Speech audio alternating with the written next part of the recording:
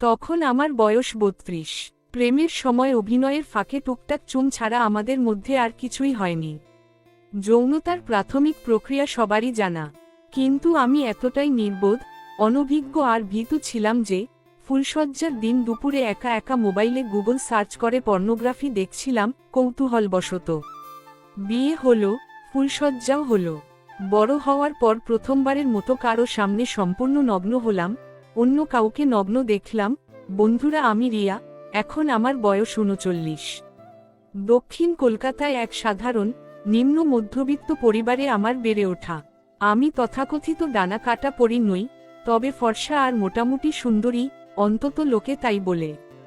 বাড়িতে আমার বাবা মা আর ছোট বোন আছে। বাবা সামান্য রোজগার করেন। আমাদের এক দিদি ছিল যে বিয়ের পর আত্মহত্যা করে। তার ফুটফুটে বাচ্চাটাকে জামাইবাবু ছেড়ে চলে যায়। আমি তাকে দত্তক নিই। ছোটবেলা থেকেই সংসারে আর্থিক অনটন ছিল, তাই কলেজ থেকেই আমি আর আমার বোন টিউশন পড়িয়ে সংসারের হাল ধরেছি। কলেজ শেষ করে একটা ছোট চাকরি করার পাশাপাশি আমি আমার শখ পূরণের চেষ্টা করছি, থিয়েটার আর নাটকে অভিনয়। অনেক চেষ্টা আর পরিচিতির মাধ্যমে এখন আমি ছোট ও বড় পর্দায় টুকটাক কাজ করি। সিরিয়াল আর সিনেমায় ছোটখাটো পার্শ্বচরিত্রে অভিনয় করে যা রোজগার হয়, তা দিয়েই সংসার চালাই। আমার বোনও অভিনয় আর নাচের জগতে যুক্ত দাঁড়ি। ছোটবেলা থেকেই আমি ভীষণ রক্ষণশীল। স্কুলের বন্ধুদের সঙ্গেও কোনোদিন যৌনতা নিয়ে কথা বলিনি।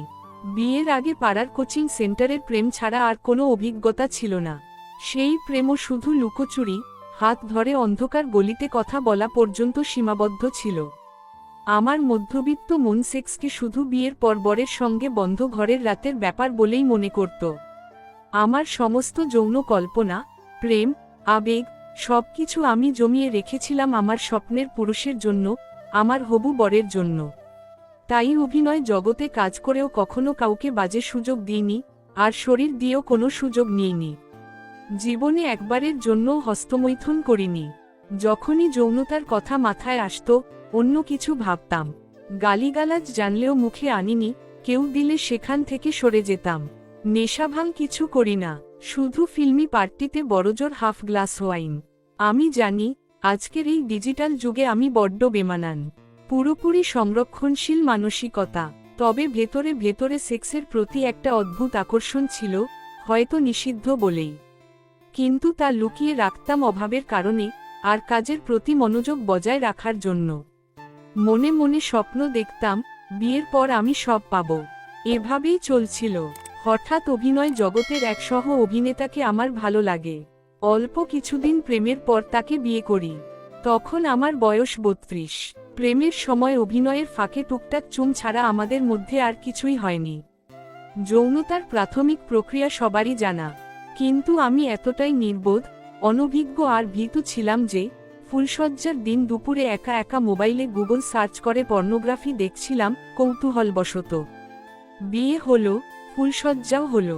বড় হওয়ার পর প্রথমবারের মতো কারো সামনে সম্পূর্ণ নগ্ন হলাম, অন্য কাউকে নগ্ন দেখলাম, আর প্রথমবার সেক্স হলো। কিন্তু ছোটবেলা থেকে মনের মধ্যে সাজিয়ে রাখা স্বপ্নের কোনো সন্ধানই পেলাম না। কত কি ভেবেছিলাম, আবেগের বিস্ফোরণ হবে, ভালোবাসায় ভেসে যাব। ভেবেছিলাম বুকের ভেতর জমে থাকা সব স্বপ্ন বিভিন্ন রঙের সুগন্ধি ফুলে সাজানো এক ফুলদানি হয়ে আমার সামনে ফুটে উঠবে আবেগে, অনুভূতি আর ভালোবাসার। জীবনের এত বছরের সযত্নে বাঁচিয়ে রাখা আমার শরীর, আমার যৌনতা শুধু আমার মনের মানুষ পাবে। দুটো নগ্ন শরীর মিশে যাবে আদিম ভালোবাসায়। ভেবেছিলাম আমার শরীরের প্রতিটি বাঁকে লুকিয়ে থাকা কামনার লাভাস্রোত সে খুঁজে নেবে। কামনার আগুনে নিজে পুড়ে আমায় পোড়াবে, আর কানে কানে বলবে, তুই শুধু আমার, আমি শুধু তোর। কিন্তু কোথায় কি, যে ছেলেটা এতদিন ভালোবাসি ভালোবাসি বলতো, সে যেন কেমন অনুভূতিহীন এক অদৃশ্য রিমোট চালিত যন্ত্র। যেন কারো শিখিয়ে দেওয়া কিছু পদ্ধতি অনুসরণ করতে এসেছে। তার স্পর্শে কোনো অনুভূতি জাগল না। এত স্বপ্নের রাত এমন দুঃস্বপ্ন নিয়ে নির্ঘুম কাটবে ভাবিনি। আমি তো ওর টাকা দেখে ওকে বিয়ে করিনি। ও বিশাল সুদর্শন পুরুষও নয়, উচ্চশিক্ষিত নয়। ওর আয় আমার থেকেও কম। কলকাতায় এক ছোট ভাড়া ঘরে থাকত। আমি ওকে মাঝে মাঝে টুকটাক খরচ দিতাম। যদিও ওর বাবার একমাত্র ছেলে এবং ওদের গ্রামের বাড়ি মেদিনীপুরে প্রচুর পারিবারিক সম্পত্তি আছে। ওর বাবার কাপড়ের ব্যবসাও আছে, কিন্তু আমি তো এসব নিয়ে কখনো ভাবিনি। আমি ওকে ভালোবেসেছিলাম ওর নম্রতা, ভদ্রতা আর কেয়ারিং স্বভাব দেখে। যাই হোক, এসব ভাবতে ভাবতে ভোরের দিকে ক্লান্ত হয়ে ঘুমিয়ে পড়লাম। পরদিন সকালেও উঠলাম। এভাবে আরও কিছুদিন কেটে গেল। আস্তে আস্তে বুঝলাম ওর কেয়ারিং স্বভাবটা শুধু আমার থেকে টুকটাক খরচ নেওয়ার জন্য ছিল। আর যে অদৃশ্য রিমোটের কথা বলেছিলাম সেটা ওর বাবা চালাতো। ওর বাবা ওকে কোনো টাকা পয়সা দিত না, ন্যূনতম খাবার পয়সা ছাড়া। ওর নিজের কোনো উল্লেখযোগ্য রোজগার নেই।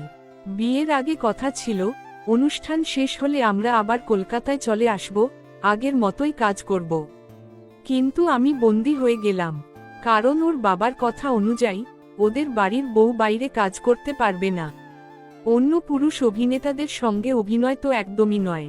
ওর বাবার কথা, ঘরের বউ শুধু রান্না করবে, বাচ্চা জন্ম দেবে। আর বাড়ির কোনো পুরুষ বেশি বউ ভক্ত হতে পারবে না।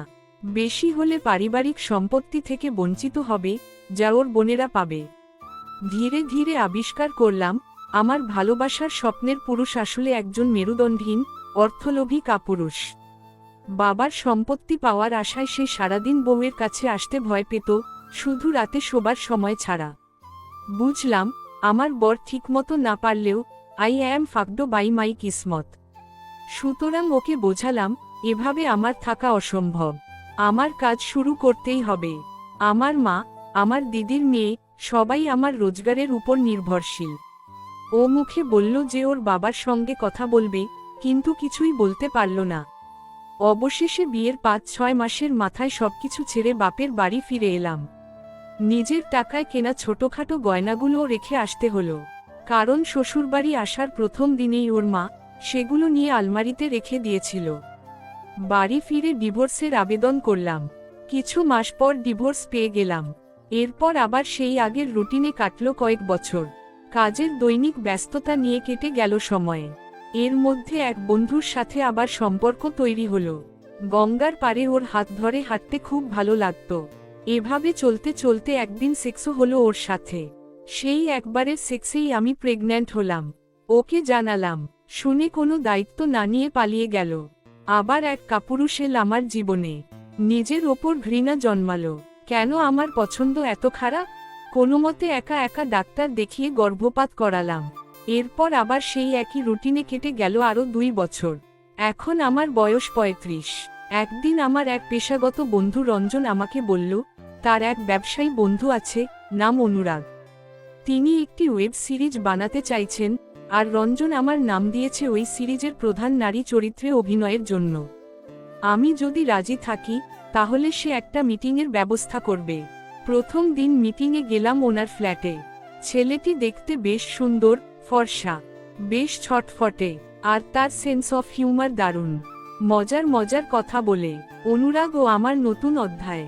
অনুরাগের সাথে প্রথম মিটিংয়েই একটা অদ্ভুত স্বস্তি অনুভব করলাম। ও শুধু কাজের কথা বলল না, আমার জীবনের গল্পটাও জানতে চাইল।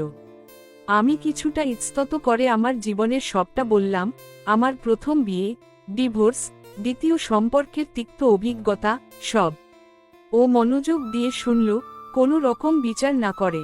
ওর মধ্যে একটা মানবিক দিক দেখলাম, যা এই জগতের অন্য অনেকের মধ্যে বিরল। প্রথম দিনের মিটিং শেষ করে ফেরার পথে মনে হলো অনেক দিন পর এক বুক শ্বাস নেওয়ার মতো জায়গা পেলাম। অনুরাগের ওয়েব সিরিজটা ছিল একটা ডার্ক কমেডি। তার মধ্যে বেশ কিছু সাহসী দৃশ্য ছিল। প্রথম দিনই অনুরাগ আমাকে বলেছিল, রিয়া, গল্পের প্রয়োজনে কিছু শারীরিক অন্তরঙ্গ দৃশ্য আছে। যদি তুমি রাজি না হও তবে আমরা স্ক্রিপ্ট পরিবর্তন করতে পারি। আমি ওকে বললাম, আপনারা স্ক্রিপ্ট পরিবর্তন করবেন না, আমি রাজি। আমার জীবনের এই কঠিন অভিজ্ঞতাগুলো আমার অভিনয়কে আরও জীবন্ত করে তুলবে। আসলে আমি তখন মানসিকভাবে এতটাই বিপর্যস্ত ছিলাম যে কোনো নতুন চ্যালেঞ্জ নেওয়ার জন্য প্রস্তুত ছিলাম। শুটিং শুরু হলো। অনুরাগের পেশাদারিত্ব আমাকে মুগ্ধ করল।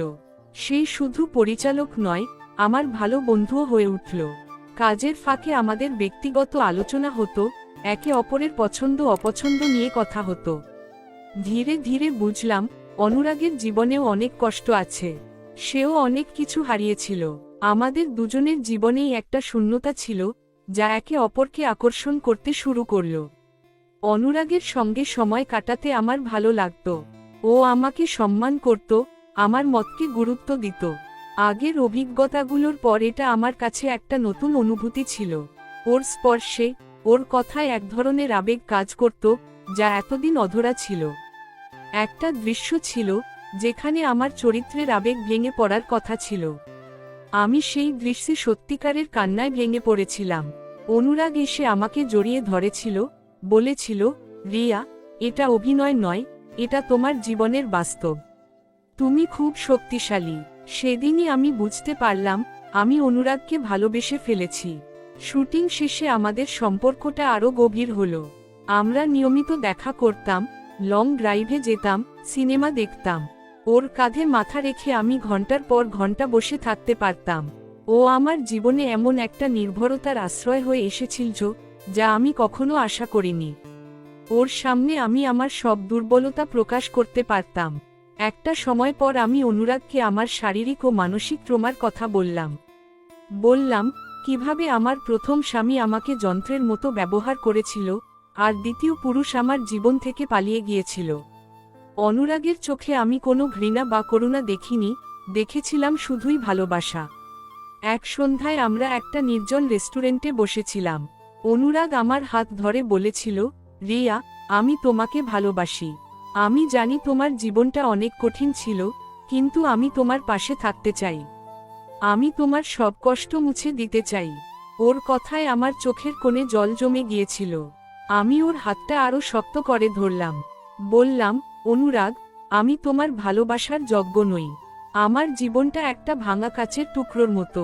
ও আমার কথা শেষ হতে না দিয়েই বলেছিল, ভাঙা কাচের টুকরোগুলোও সুন্দর হয় যদি তাদের ঠিকমতো জোড়া লাগানো যায়। আমরা দুজনেই আমাদের অতীতকে পেছনে ফেলে একসঙ্গে নতুন করে শুরু করার সিদ্ধান্ত নিলাম। আমাদের ভালোবাসার গভীরতা এতটাই ছিল যে আমরা বিয়ের সিদ্ধান্ত নিলাম। আমার পরিবার শুরুতে একটু দ্বিধায় ছিল, কারণ অনুরাগের পরিবার বা তার জীবন সম্পর্কে তারা কিছুই জানত না। কিন্তু যখন আমি তাদের অনুরাগের সাথে পরিচয় করিয়ে দিলাম, তারা ওর বিনয়, ভালোবাসা আর আমার প্রতি ওর সম্মান দেখে মুগ্ধ হল। আমাদের বিয়ে হলো।